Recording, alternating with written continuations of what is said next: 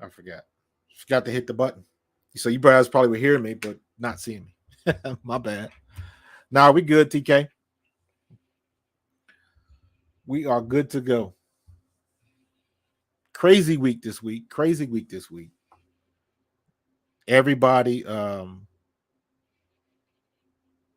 the news came out about Jalen Hurts,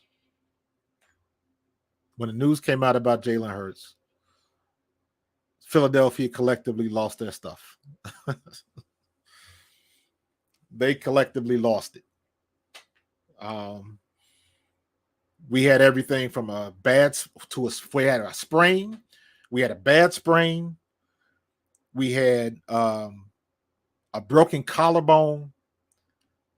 We had all of this stuff coming out. And turns out it's just a mild sprain. It is my opinion that if this was a must-win game, if these were must-win games to get into the playoffs, he would have been playing. That's what I believe. If these were must-win games, he would have been playing. Yo, Chucks, what's going on? Chucks is my man, my main man. Chucks, I got to get you on the show, dude. I got to get you on when you're ready, bro. We got to go side by side sometime, man. And by the way, all my peeps, all the family, first out the limo. Being first out the limo is brought to you by Fan Up, the best way to enjoy fantasy sports, daily NFL contests, and more. Win great prizes. Sign up today. Use promo code A2D for 5,000 bonus points, a $50 value. Go to fanup.app. All right, taking care of business.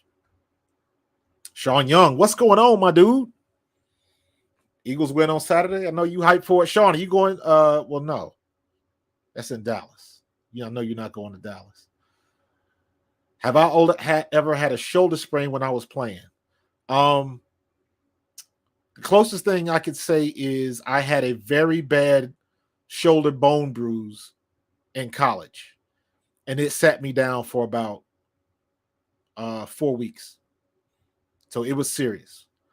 It's a little bit different when you're at quarterback because it's technically you don't have to get hit. And that's one of those things where if you don't get hit on it in the right spot, you'll feel fine.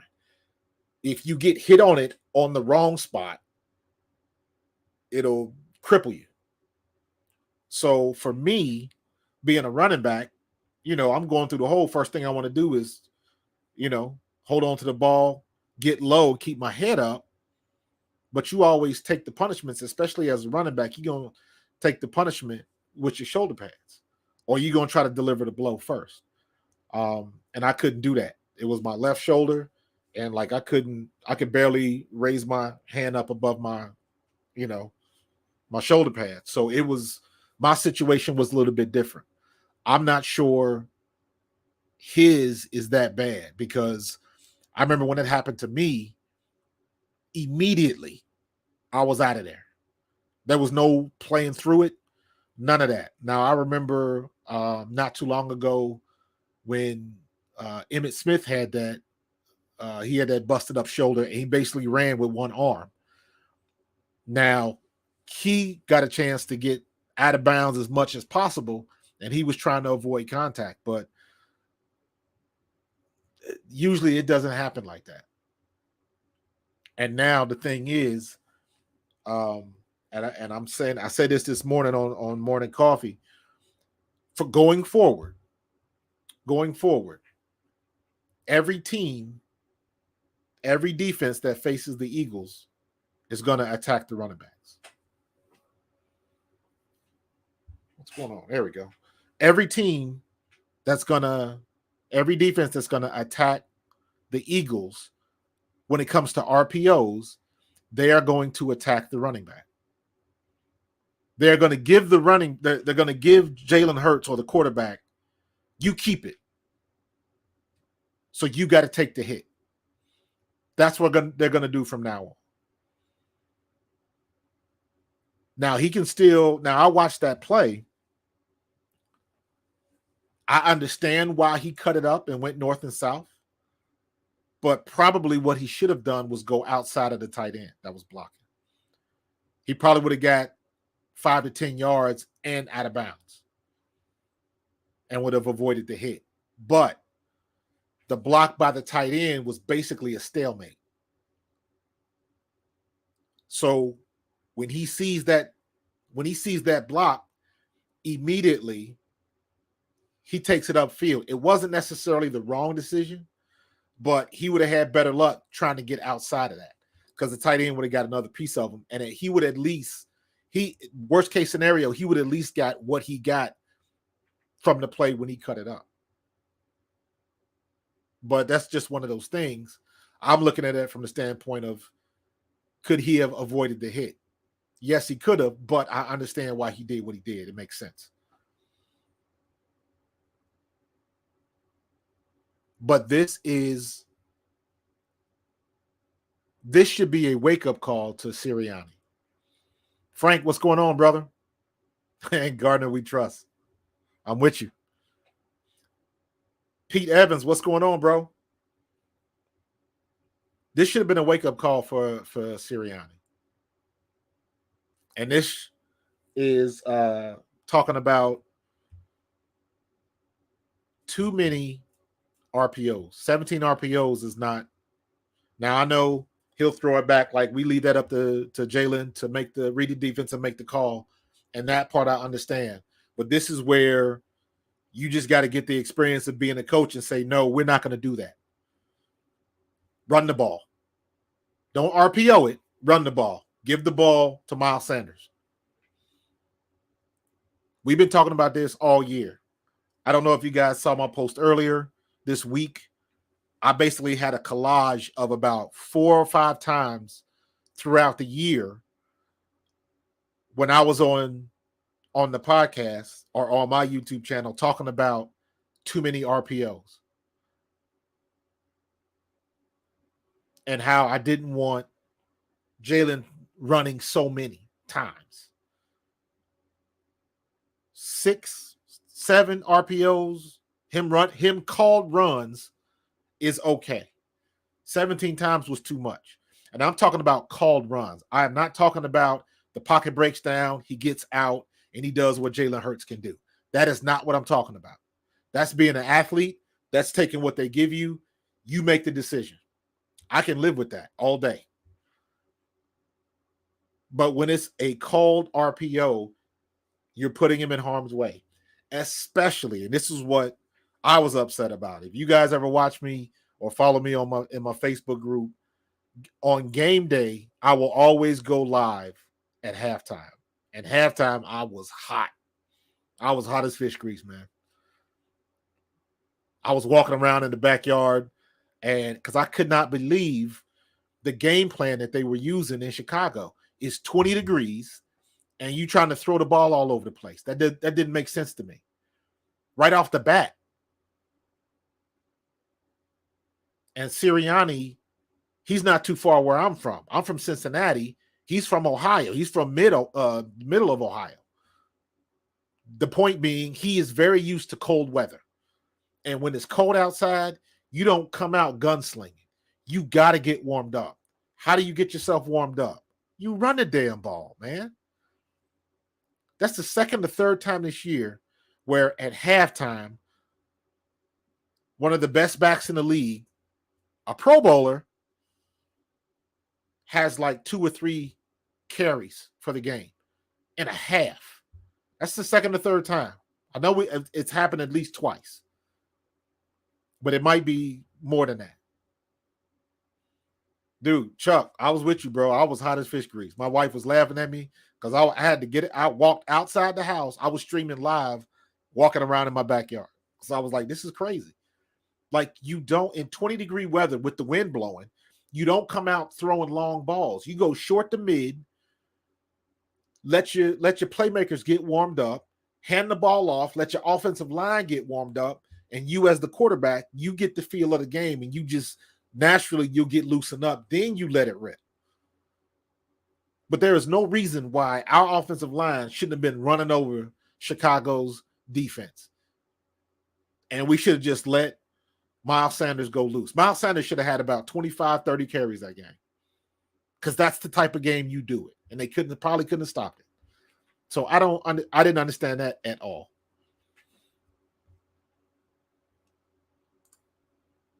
Vince, dude, right there with you, bro, 100%.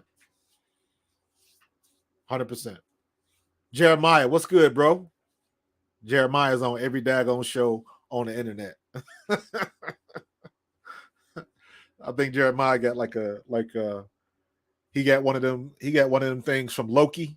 Y'all ever watch Loki? And they would jump from alternate dimensions and they had the little thing and the door would pop up. That's what Jeremiah got. Jeremiah be on every daggone show on the internet, man. What's up, JB? Good to see you, bro. Chuck, I'm with you, bro. You know I got love. Running backs matter. We set the tone. If you feed us right, you can dictate what you want to do. And this doesn't necessarily mean your running back has got to rip off 5, 6, and 7 yard runs every time he touches the ball. You just got to get the defense used to this is where the ball's going. Because remember, the best way to get a true play action is run the ball enough so those linebackers take at least 1 or 2 steps forward. That's all you got to do. That's the point.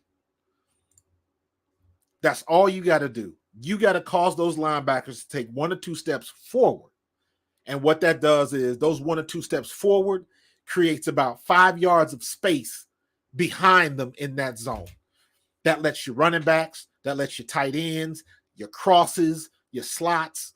That gives that short to middle, that leaves that wide open. That forces the cornerbacks or the safety, if they're playing 1 high or 2 high, that forces them to come up because somebody's got to cover that middle. If they come up to cover that middle, that means you take the top off and you send Quez Watkins deep. It's a chess match, but it has to start with the run game, not the other way around. It has to start with the run game. Everybody's been talking about, I know they put the stats out because Lane Johnson made the Pro Bowl. I believe he took Whitmer's record. Whitmer, that used to play for the Rams, broke his record, the amount of starts with no sack or something like that, right? I want to know how many, and I know they keep stats for everything, but what's the yards per carry running behind Lane Johnson? That's what I want to know. I already know he's not going to give up no sack. I already know that Micah Parsons didn't do diddly squat until Lane Johnson got hurt and came out the game. We already know that. I want to know what is the average yards per carry for any running back that runs behind Lane Johnson. That's what I want to see. Sean, how that stud back can change the game, for example, Eddie George or Edge. Absolutely, man. Absolutely. Miles Sanders is a Pro Bowler, 1,000-yard rusher. He is someone that a defense should have to game plan. But they don't use him like that. Every time we've had a game where they use Miles Sanders like he was a number 1 back, he produced. He produced. And I'm with my boy Chuck. I want to see Trey Sermons. I want to see what he's about. He's a big body. I would rather see him in there rather than taking Miles out to put Gainwell in. I don't have no problem with Gainwell, but Miles Sanders is that dude. Leave him in the game. Stop taking him out. As a running back, the longer you in, the more touches you get, the better you get. Miles Sanders finally eclipsed 1,000 yards, first time in his career. Imagine where he would be. He should be up there with Derrick Henry. He should be up there with Derrick Henry. If we would run him consistently 7 times, I would say 15, anywhere between 15 and 25 carries a game. Now, I know I'm reaching to think that they're gonna run him like Barkley, like Saquon in New York. That's not gonna happen. Saquon is the only weapon. We don't have. We got a plethora of weapons here in Philly. So, but even with that, you can still run him at least 15 times a game. That is not an unreasonable request.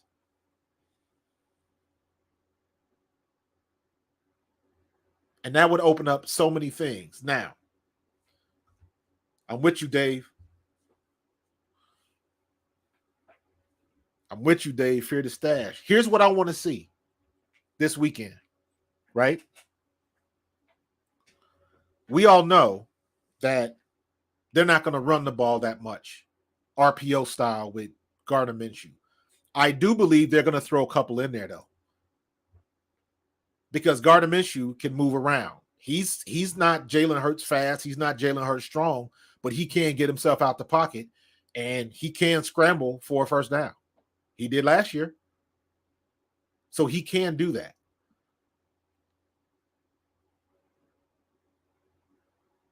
But what I want to see is I want to see the offense. Miles, I want to see Miles have a big day from ace formation. I want to see Gardner Minshew under center and running play action. Because that's what Dallas is going to do. And remember, I said this. I'm saying it right now. I said it after we played them last time. Watch how many times they run play action with Zeke.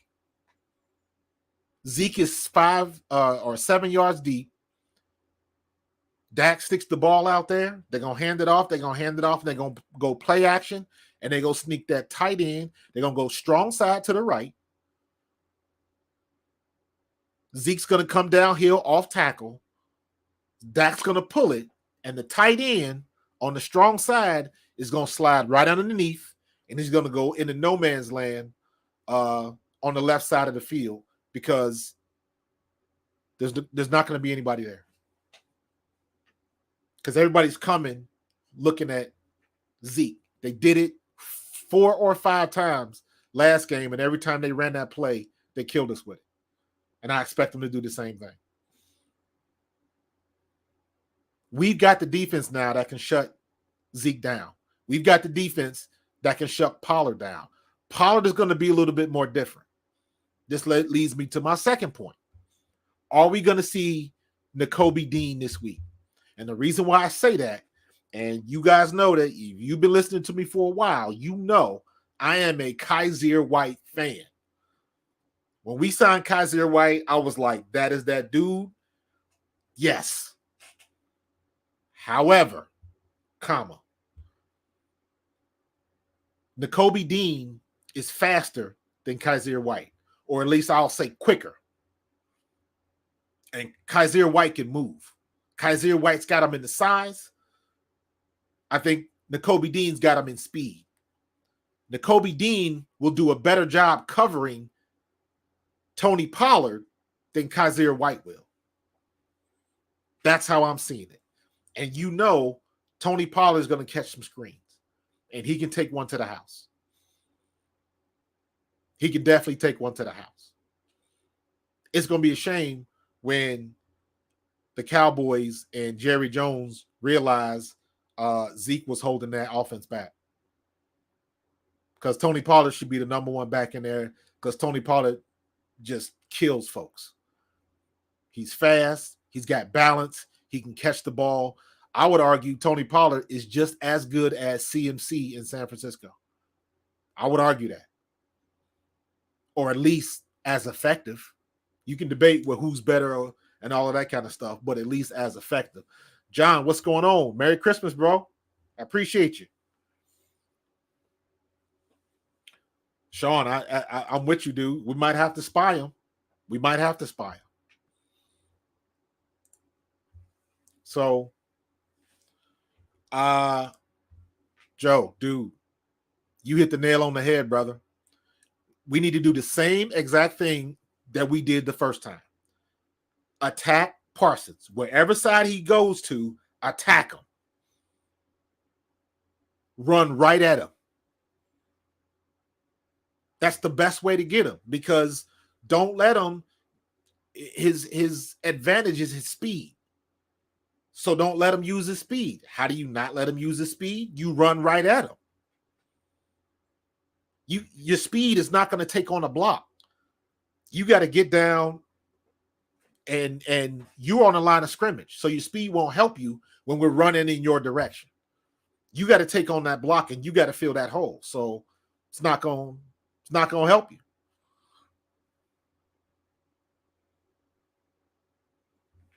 What's up, Brian? So as far as handling Micah Parsons, just run at him. Attack him. Lawrence, attack him.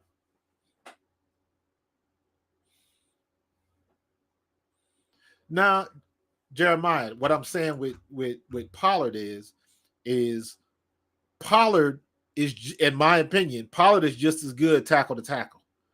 He might not be a hard runner like Zeke is, because Zeke can get them hard yards, but Pollard has done that too. When Zeke was hurt, Pollard was getting those hard yards. Now, again, he might not be as good as CMC, because I think Christian McCaffrey is a physically bigger back. I think they have the same speed, but I think Christian McCaffrey is just a little bit bigger. But Pollard runs well in between the tackles. He runs well outside, and he catches the ball excellent. So when I say as effective, that's what I'm talking about. You can debate who's better and who's not. Yes, Van Der Esch is out. Who else is out? Dallas had Van Der Esch is out. They got a safety that's out. One of their starting safeties is out. I believe Jason Peters is supposed to start. So I expect our defensive line to have a field day. If we can stop Derrick Henry, if we can shut down the number one rusher in the league, we can shut down Zeke and Pollard. That's the kind of confidence I have. And everybody talked about, all my friends that are Cowboys fans talked about, they lost that game because they didn't have Dak. Dak didn't have nothing to do with what the defense did, what our offensive line did to their defense. That has nothing to do with Cooper Rush. And I don't see any reason why we shouldn't be able to do it again, because two different teams, everybody's progressed, but you cannot tell me our team has gotten better. Cowboys have gotten better, but so have we. A lot better. A lot better. You still got a safety back there that bites on the double moves. A.J. Brown should have a field day. So now the only question is, Gardner Minshew, get him the ball. Run the double move and get it. I don't think we need to do anything too sneaky, creative, anything like that. Keep doing what we've been doing. If you want to run a couple of RPOs, I don't think you'll need it, but I think we can surprise them. Very similar to how when we played Tennessee and the quarterback got outside of us. You're not expecting him to run, and he took off, and he had a couple of long runs. Matter of fact, he had more yards in that game than Derrick Henry did. Tannehill had 38 yards rushing. Derrick Henry only had like 32. Tannehill had like 4 carries for 30-something yards. So it can happen. But we got to set it up. And, we just got to run the ball, give the ball to Miles Sanders. I want to see Miles Sanders have at least 15 to 20 carries. I want to see Gainwell and Boston Scott. They should be between the two. They should have about 10. We should have no less than 30 rushes in this game. How it gets divvied out, I don't care. We should have at least 30 attempts to run the ball. We should be right around 20 to 25 pass attempts and 30 rushes. And we should be able to control the clock and win this game. Defense, if they keep doing what they've been doing, because y'all got to remember, the first time we played Dallas, they didn't see Linval Joseph. They didn't see Ndamukong Suh. Hargrave hadn't opened up yet. Heck, Hassan Reddick hadn't really opened up yet. So now you got BG, you got Sweat, you got Hargrave, Ndamukong Suh, Linval Joseph, and we coming off the edge. Yep, a fresher Cox. Konsu, I feel you. Definitely. Brandon Graham and Fletcher Cox with those limited reps, they coming in with fresh legs, and it is making a difference. It is making a difference. Reed Blankenship is coming back. I am so high on that kid because that is a big kid that is not afraid to come up and make a hit. And that's what we're going to need this week. Somebody's going to have to come up and lay a hat on Zeke.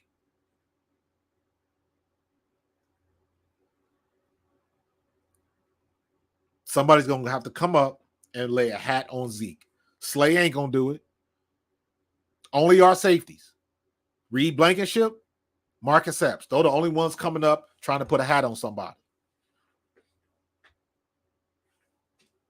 And let me tell you from experience, you get a good safety that lays the boom on you, and you do think about it. You do think about it. So we got a good opportunity. It's not, I don't know what they're saying in Dallas. I haven't watched any of the Dallas podcasts or nothing like that. So I'll be talking to my buddy Paul Spencer. I'll be on this show tomorrow night.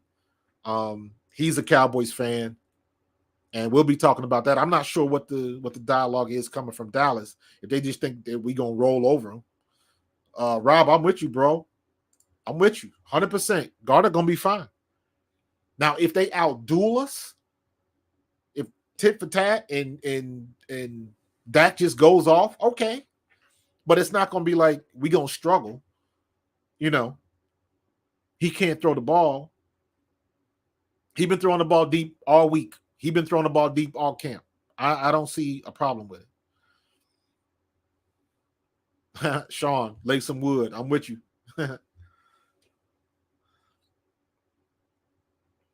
So we'll see what's going to happen. But we gotta be smart. My biggest fear is that when we get to the playoffs, not that we'll get beat, like a team is better than us or they will out physical us. My worry is that we'll get out coached. That's my fear. Because of lack of experience. Prime example is the Chicago game. Any coach should know that it's cold outside, it's less than 30, it's in the 20s. You got to run the ball. You got to get it. You're not going to throw the ball all over the place. They missed two. We missed 2 field goals. We missed one. Chicago missed one. So the wind is a factor. It's cold. Jalen came out and said he couldn't feel his fingers because you're not used to playing in the cold. And I don't care where you're from. I don't care if you're from North Dakota, you from Alaska. If it's cold, it's cold. If you used to playing in the cold, it's still cold. So that don't change. And the only thing worse than being cold is being wet and cold. And when you're playing in Chicago and that moisture is coming off that lake, that makes it even worse. So we got to play, they got to coach a smart game. And in my opinion, a smart game is running the ball first, using heavy play action with Gardner Minshew, and still hitting Devontae and A.J. Brown, and definitely get Dallas Goedert involved. I think Dallas Goedert is going to have a big day back because Dallas Goedert and Minshew already have a thing going. Go back and look at their games last year. Minshew hit Dallas twice for like long passes. So that's his comfort zone. That's his security blanket is Dallas Goedert. So if Minshew goes into Dallas and beats them, Cowgirl fans better delete. I ain't mad at you, wicked one. I ain't mad at you. Talk that talk. Talk that talk. Vince, if Minshew beats Dallas, and I think he will, you already know McCarthy fired. You already know. You already know. So yeah, it's gonna be touche. We beat them with their backup. They might beat us with our backup. So we'll see what happens. But they can't hang with our offensive line. They can't do it. We've been blitzed. You look at the Texans game. You look at the Giants game. Both of those teams blitzed the hell out of us, and we responded. As long as, don't get too cute. Do what works. Lane Johnson, Kelsey, Dickerson, Mailata, Sayamalu, run behind them big boys. Run behind them big boys. And when those linebackers start stepping up, that's when you hit them slams behind the linebackers. And let A.J. Brown get that yak yard. That's what you do. So, real quick, shouts out real quick. Rest in peace, Hillman. That was kind of crazy. Liver cancer. That was rough. So rest in peace and condolences, peace, power, and condolences to his family. Same thing with Franco. Big shout out to Franco Harris. If you old school like me, before there was ESPN, there was Wild World of Sports. And they would always run that collage of clips. And it was always the dude falling on the ski jump. And they always had a clip of the Immaculate Reception. I always remember that. Because the Immaculate Reception happened in 72. I was 2 years old, so I wasn't football crazy yet. But I do remember growing up with Franco Harris, because at that time, the reason why everybody liked or got into the Cowboys was because the Steelers were winning. Steelers went back to back, lost, and went back to back again. And the Cowboys beat them in the Super Bowl. I forget what year it is, but that's when all the love for the Cowboys came, because the Steelers became the bad guys with Mean Joe Green, and the Steel Curtain defense. They were the bad guys. Back in the 70s, the early to mid 70s, the Steelers were just like the Patriots. So it evolves with this generation, how everybody hates teams and stuff like that. Everybody just gets their turn. It was the Steelers in the 70s. It was the 49ers in the 80s. The Buffalo Bills in the 90s, when Buffalo went to the Super Bowl 3 years or 4 years straight. They lost every year, and then you got into, with Tom Brady and the Patriots and stuff like that, because before then, it was always a new team coming in there. There was no dominance. And then the Patriots hit, and it was just like Tom Brady just went nuts. So big shout out to Big Franco. Local boy, too, from Haddonfield, I believe. I think he went to... Somebody in the chat, correct me. Did he go to Mount Holly or Rancocas Valley? He's from South Jersey, though. He is from South Jersey. I forget what school, but he is from around the way. So, but yeah, man, it's Minshew time. It is Minshew time. Everybody got Dallas winning. Everybody, they following the money, man. They following the money. I would expect that to happen. That is not surprising. Definitely not surprising. Okay, yeah, he went to Rancocas Valley. Okay, thanks, Vince. So it's on Gardner, and I got a good feeling about Gardner. Like, I'm not nervous that he's the backup and the backup is starting. We got enough playmakers, and we got a good enough offensive line to do what we need to do.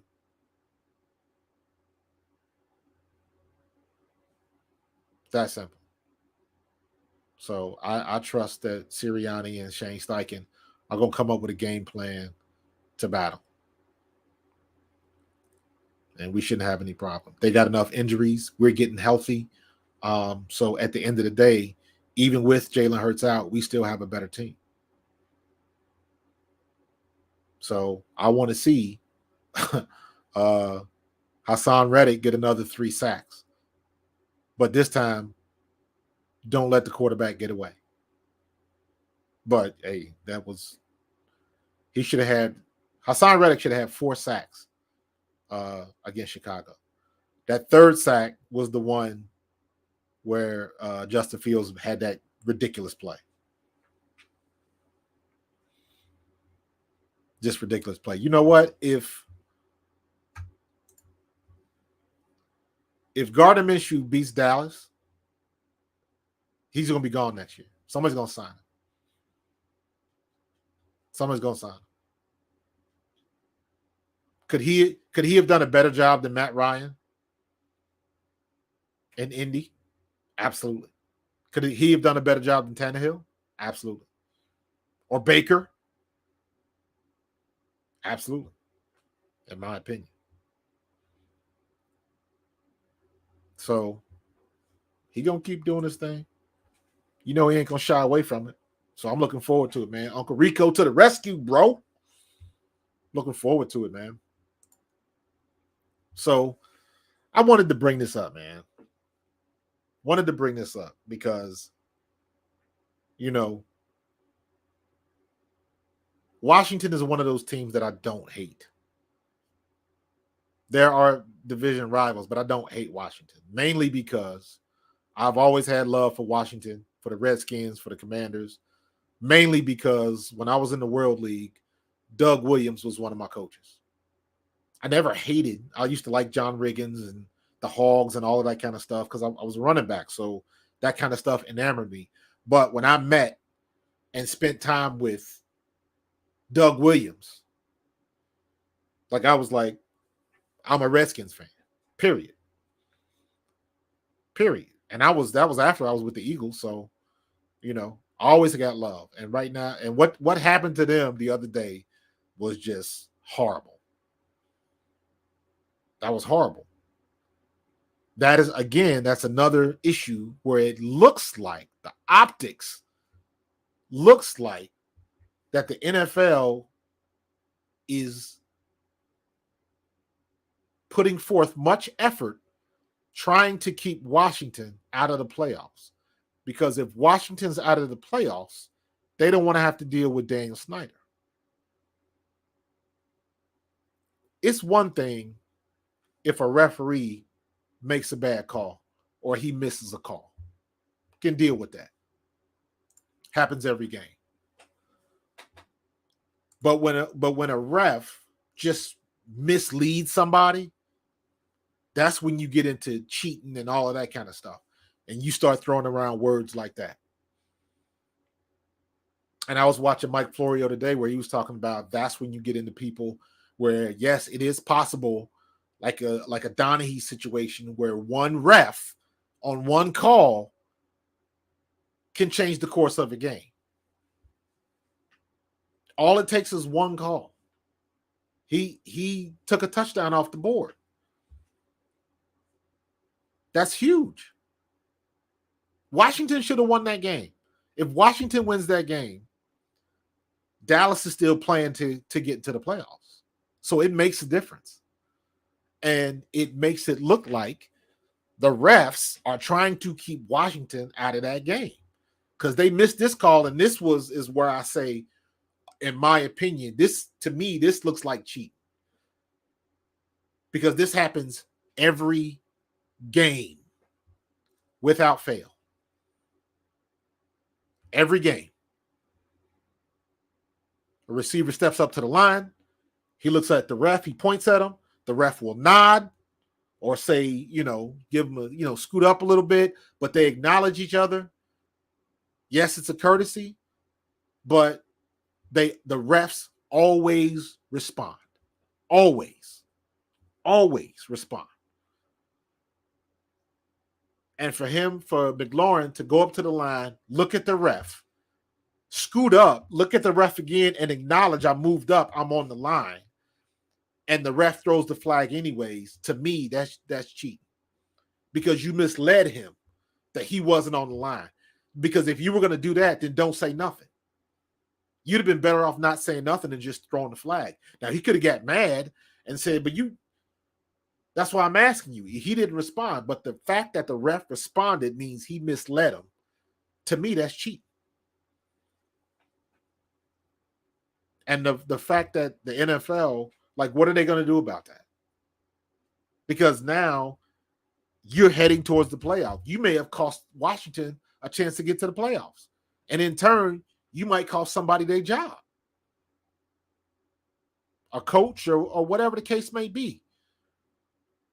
Those are the decisions these refs are making, and it's horrible. Come on. Stop it. Again, it's one thing when the refs let them play.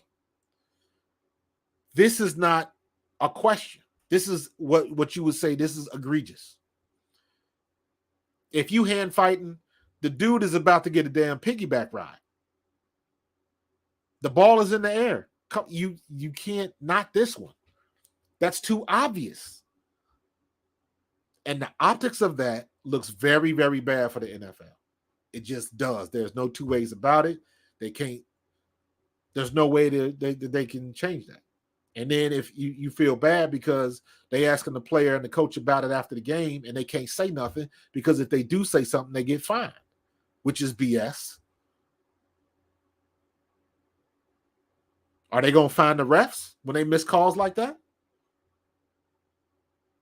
You can fine us for bitching about it, but you're not going to fine the people that actually caused the problem. They're okay. There's a problem with that. So, yeah, that was just ugly, and it was a shame because it cost them the game. But on to the next one. So we found this out today. Hassan Reddick, Jalen Hurts, Miles Sanders, Leonard Dickerson, Lane Johnson, A.J. Brown, Kelsey, Big Play Slay, all made it to the Pro Bowl, all voted to the Pro Bowl. The snubs, T.J. Edwards, James Bradbury, Chauncey Gardner-Johnson, and Javon Hargrave. Hargrave and Bradbury were the two big snubs, in my opinion. Gardner-Johnson, I know he's hurt, but he was leading the league in interceptions for 4 weeks, and it's still up there. I'm not sure I got to look at the stats, but he's still in the tops with picks. And T.J. Edwards has just been balling. I don't give a damn what anybody say. He has been as good as whoever you want to say is the best linebacker in the league right now. T.J.'s been balling. But Bradbury and Javon Hargrave, big-time snubs. Big-time snubs. Now, having said that, Wicked, I'm with you, bro. How Bradbury not make it? I can tell you why they're not going to make it. Because everybody on my snub list legitimately should have made it. But do you really think they're going to have 12 Eagles going to the Pro Bowl? 12? We got 8 starters. Yes, Bradbury should have been a starter. Yes, Javon Hargrave should have been a starter. But you think they was going to send 12 as starters? I don't see that happening. Now, all of them might end up being alternates, especially Bradbury and Javon Hargrave. They're definitely going to be alternates, but still. They definitely should have been voted. They got gypped. Plain and simple. They got gypped. They got gypped. And they're gonna use all of this stuff with Jalen Hurts being hurt to take away from his MVP. Because I know they were talking about, and even like I had, if you watch my top performers of the week, I had Patrick Mahomes number one. I was debating between him and Kirk Cousins, but I ended up picking Patrick Mahomes because he only threw 4 incomplete passes, or he only had 4 incompletes. I don't know what it drops or something like that, but to have a 87% completion rate is that's video games type stuff. That's crazy. Kirk Cousins, I mean, you came from 33 points down, bro. Threw for 400 something yards, 4 touchdowns. Yeah, you got it in. You got it in.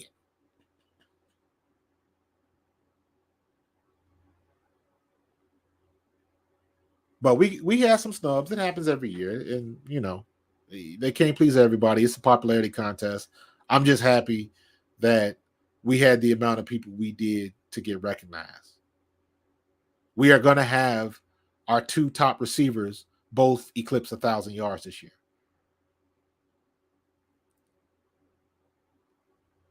Based on what happens these last 3 weeks, I do believe that A.J. Brown has a very good shot to break the Eagles' records for the most receiving yards in the season.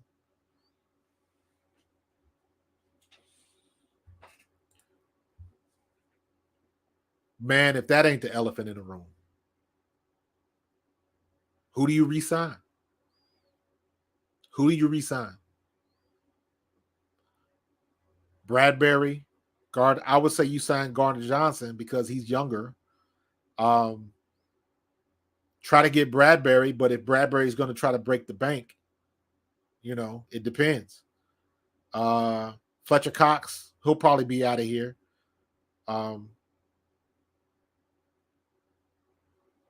Man, I mean, it's tough. It's tough. It's tough. Hargrave got 10 sacks and got a chance to be in the teens with sacks at the end of the year. So he needs to get paid. So we're going to lose somebody unless Howie pulls a rabbit out of his behind. I don't know what they're going to do. This is where Howie makes his money.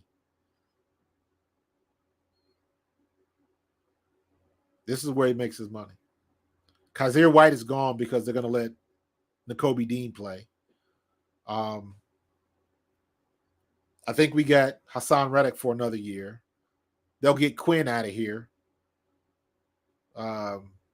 Quinn was a bust. Now, I don't know if he was hurt or he just didn't have nothing left in the tank, but I believe he'll end up signing back with Chicago and then he'll retire. I don't know. And I haven't even really thought about this, but there is a possibility that they can franchise tag Jalen Hurts. I don't know if they would really want to do that because they're going to come off some cash.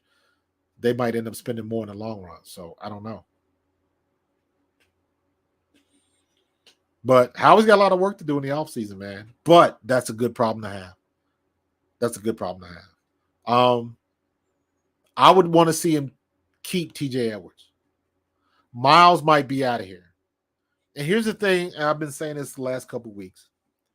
I know it's not probable, but at least that's something with running backs. When players are now understanding the culture. When you leave a winning culture, you need to look very carefully on where you're going. You can look at Devontae Adams. You look at Tyreek Hill. You look at Aaron Rodgers. If you're going to take the bag, make sure the bag is what you're looking for. Make sure the bag is what you're looking for. Because all of these dudes, especially now, don't nobody want to lose. Nobody wants to lose. And I'm saying that to say we've got a little bit of cachet now that would make somebody like Miles Sanders, like TJ Edwards. Are you going to go after the bag, or are you going to stay here and win a championship? Because there's no reason why we shouldn't be right back in the same spot next year. Why do we? I can see that. It all depends on what they do with Miles Sanders. Are they going to let Trey Sermons go? Is that just water under the bridge? Because if they let Miles Sanders go, yes, they're going to draft somebody. Well, then you might as well get rid of Gainwell and Boston Scott too, based on what their contracts are. I thought we had the 6th pick, Sean. Did that change based on the record? So, but I think Howie's going to end up trading that if it's a 9th or a 6th, whatever it is, I think Howie's going to trade that pick. I think he's going to end up getting 3 picks, like 2nd or 3rd round or something like that. I don't see us keeping that pick. Who do we need, and who's in the draft that's the slam dunk right now?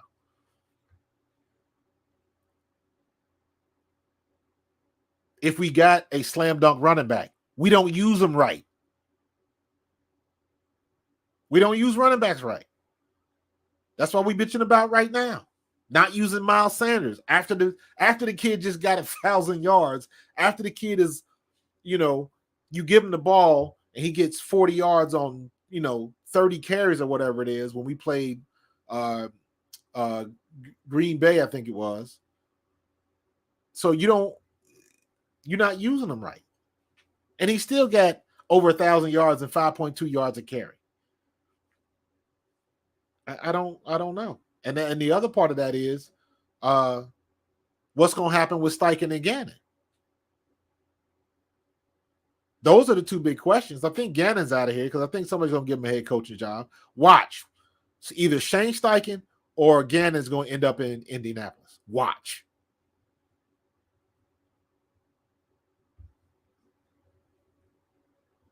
I would guess it would probably be Steichen. So it's a lot of different ways that this can go. But Howie's got his work cut out for him. But yeah, I can see us getting another edge rusher. The one good thing about having an edge rusher is BG going to retire next year? I don't think so. But BG's at the point where he's still productive and is an excellent coach. Hargrave balled. Cox is playing pretty well.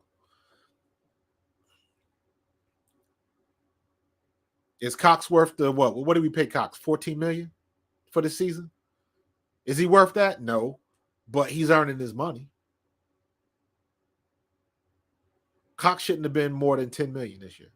If he wanted more than that, we could have let him walk. But having said all of that, he's earning his money.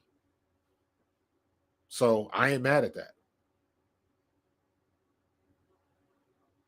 So are we going to have like a drop off? Whoever comes in and fill, because to me that's the biggest question mark. Who's going to fill those spots as a coach? That's the point. Yeah, we can move on from Barnett. Definitely, I forgot about him. He hasn't been on the field, and we haven't missed him. Sean, what's we paid Cox $13 million for 1 year. He doesn't. That wasn't a 2-year deal, correct? I can't remember. But Barnett is probably gone. Cox is probably gone. So we are saving some money. Eagles get a 3rd or 4th pick. Eagles get 3 or 4th pick, and hope Vince, that's what I think is going to happen. Oh, thanks, Sean. Thanks. So Barnett and Cox are out of here. If Cox wants to come back, he's going to have to take a lot less money. And again, that might be possible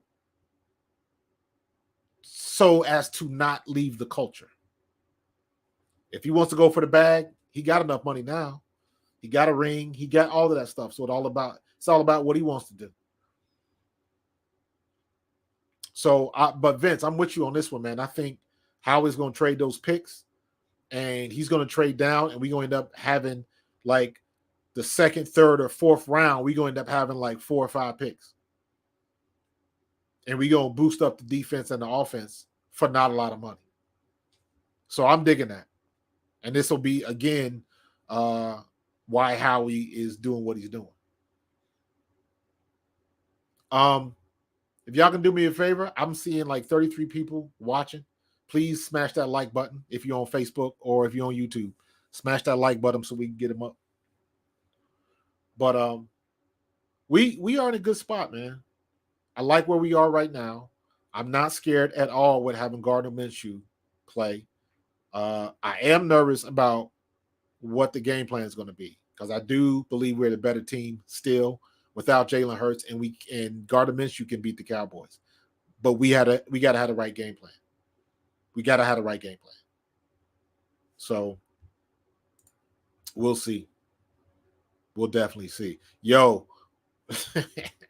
I knew somebody was going to say that. It was only a matter of time. I ain't mad at you either. Barnett has been like hot. He's like, he frustrates you and then he makes a big play. So it is what it is.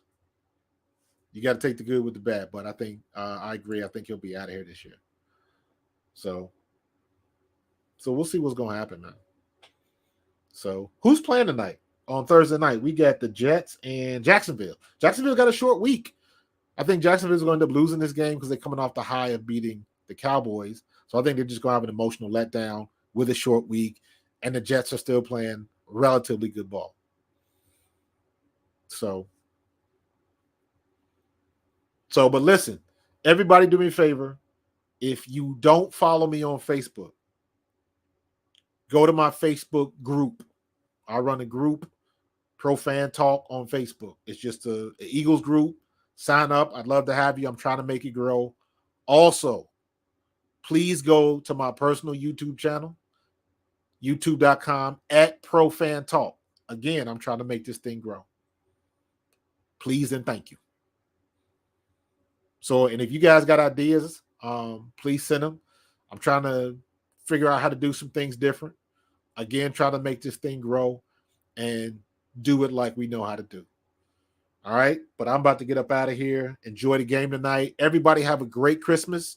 Please be safe out there. Open all your toys. Send me some pictures of the toys. I got a big toy I got to put together. I'll be putting up some pictures when I put together this project. So y'all will see when I put the pictures up. So, but have a great Christmas. Be safe. And I will see you guys next week. All right. Hopefully we'll be 14-1. Keep it moving. Go Birds. Later, Sean. Y'all have a good one. Good group tonight, man. Good live chat tonight. Peace. I'm out.